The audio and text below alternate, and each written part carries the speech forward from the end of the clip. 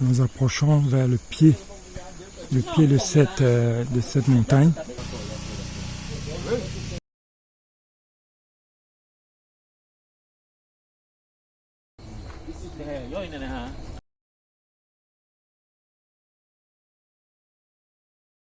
Vous avez dit que la rivière est encore Bango. En Bango.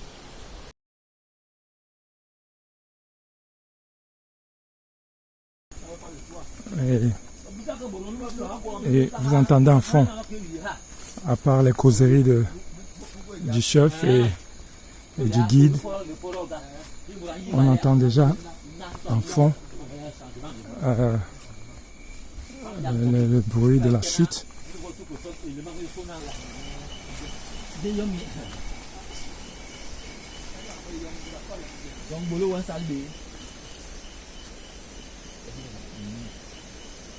Le guide est en train de chercher le meilleur chemin. Le meilleur chemin pour nous. Il s'avance d'abord pour voir si c'est le bon, avant de s'aventurer.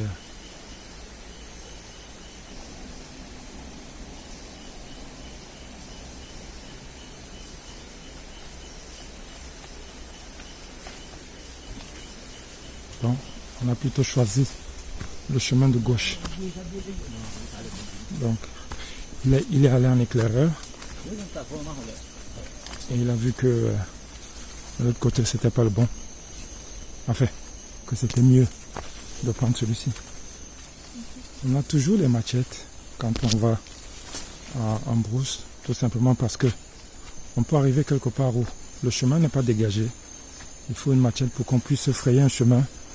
Et en se frayant ce chemin, le retour sera un peu plus facile parce qu'on saura que ici, c'est nous qui avons coupé ces feuilles ou ces arbustes. Comme ça, on retrouve notre chemin plus facilement au retour. Sinon, on va se frayer un chemin sans toutefois créer un passage, ce qui fait que peut-être qu'au retour, on ne pourra pas. On pourra pas se retrouver. Ah, ok. D'accord. Donc, on rebrousse chemin. C'est ça aussi l'aventure dans ce type d'expédition. Donc apparemment, il a changé d'avis. Donc, on va reprendre l'autre chemin.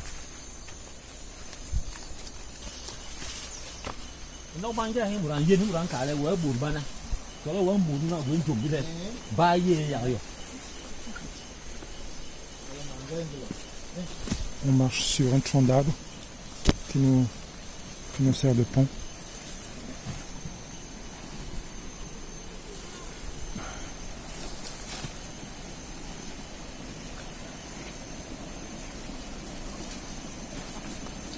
On va traverser la rivière.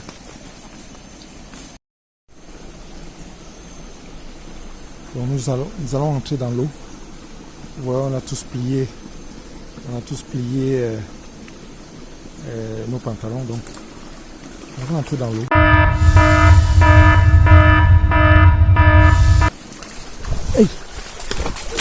Hey. J'ai glissé, mais j'étais déjà proche. Ah. Ah.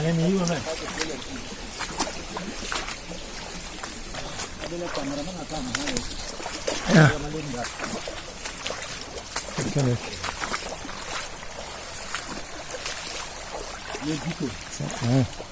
Les Gilton, c'est le nom. Donc on s'approche des chutes.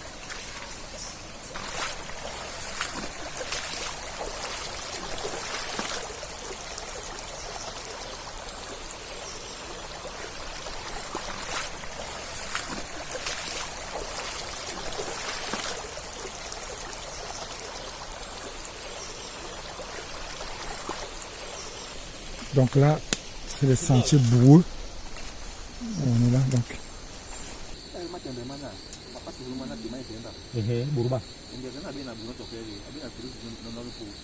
Ah. Ok. Donc on va monter une pente glissante.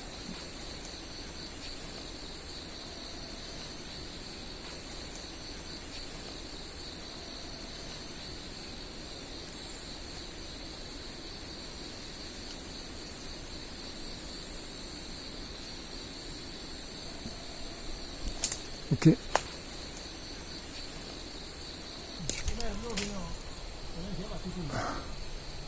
Ah, c'est pas évident. L'amateur avec sa caméra. Ok. Ah, enfin. C'est vraiment très, comment dire, le talus. Donc on a amorcé notre ascension vers la chute. Donc il faut être très vigilant. Oh, ça, ah oui. Ah. Ouais. C'est pas évident. Ah.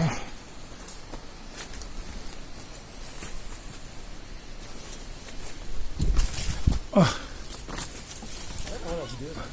Non.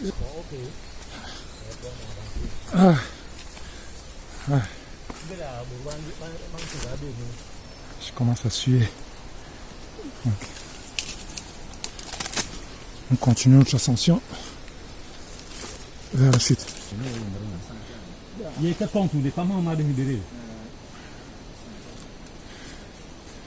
Donc il dit que ça c'est l'axe central. En principe c'est par ici qu'on devait venir. Donc c'est ici qu'on doit venir parce qu'il y a une plaque là. Vous voyez une plaque? Donc ça veut dire que c'est déjà un site. C'est déjà un site visité. C'est déjà un site visité, mais comme on n'a pas maintenu ça, donc on a laissé ça se détériorer. Donc le chef du village veut repenser tout ça, remettre ça en place pour que ça soit un site visité, mais de façon officielle. Donc vous entendez le bruit des chutes, c'est de plus en plus fort. Donc on est à quelques mètres des chutes. On est toujours en pleine ascension. Le terrain est très escarpé. Donc là on voit déjà tout en contrebas là. Vous ne voyez rien parce qu'à cause des feuilles. Mais nous sommes déjà un peu plus haut avec une vallée. Juste, vous voyez là, passe par là. À moins de heure, vous êtes de l'autre côté. Donc, on continue. Quand les gens amènent les touristes ici là, ils font le même parcours. Ok.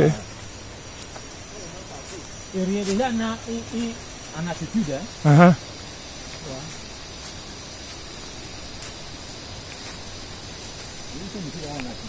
Ah, on voit déjà, on aperçoit déjà le site ici. Vous n'apercevez pas à cause des feuilles, mais moi j'ai eu un aperçu de chute. Donc, non scientifique, non local. Comme Gobsonabemo. C'est cet arbre ici. Oui. Ok, donc ça c'est la plaque explicative de cette essence d'arbre qui est là. Donc c'est l'une des rares plaques qui est encore intacte. Donc ce qui montre bien que c'est une piste touristique. Donc c'est cet arbre là. Nous sommes au pied de ça. Donc ça s'appelle Djibetou. Oui. C'est une langue locale. Djibetou. Ah, c'est le nom scientifique. Mm-hmm. Lavoie Tequiliodes. Oui, ça c'est le nom scientifique, oui. C'est le nom scientifique, oui. Nom scientifique.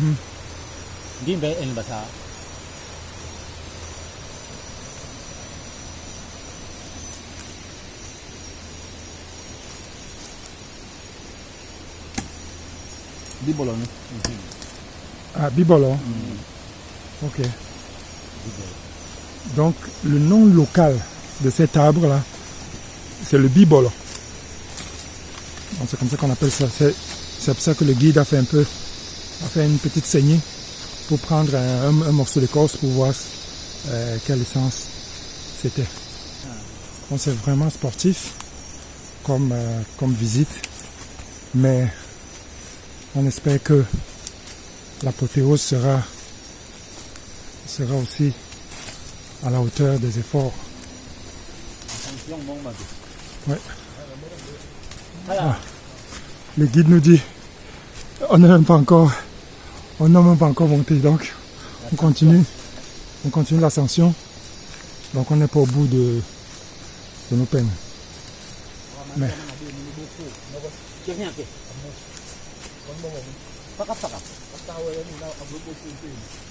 donc le guide nous dit qu'il y avait un touriste allemand qui était ici avec, il était infirme, mais il a fait une ascension spectaculaire. On dirait quelqu'un qui avait tous ses membres. Ici c'est la pente, c'est la plus compliquée. Ça c'est la pente. Ça c'est la pente la plus dure. Donc nous sommes en sueur, tout le monde là. Nous sommes en sueur, mais ça va. Le guide dit que les Européens, les Occidentaux adorent venir ici. Et quand ils viennent ici, ils ne veulent plus repartir. Ah. C'est bon, ça peut aller. Non, ça va. C'est la pente la plus abrupte qu'on ait montée jusqu'ici. Donc, vraiment, vous voyez le pied d'un arbre. Vous voyez la beauté de cet arbre. Moi, ça monte.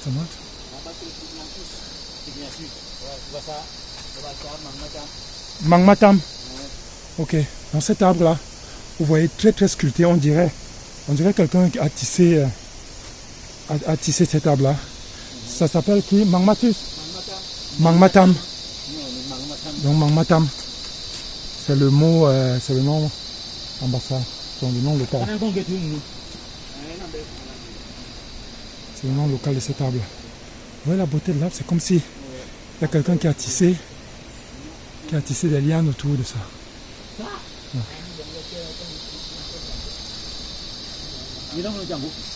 On est proche, tout proche.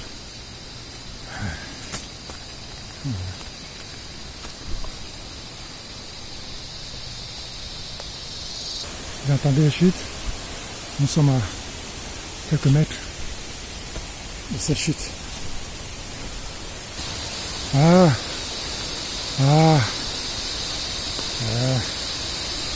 récompense est toute proche.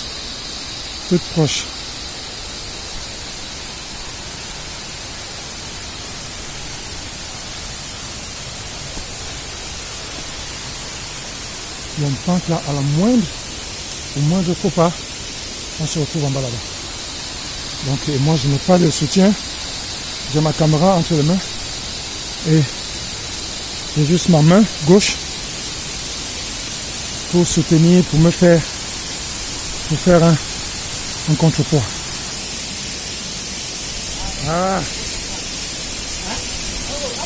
Nous sommes arrivés. L'extase.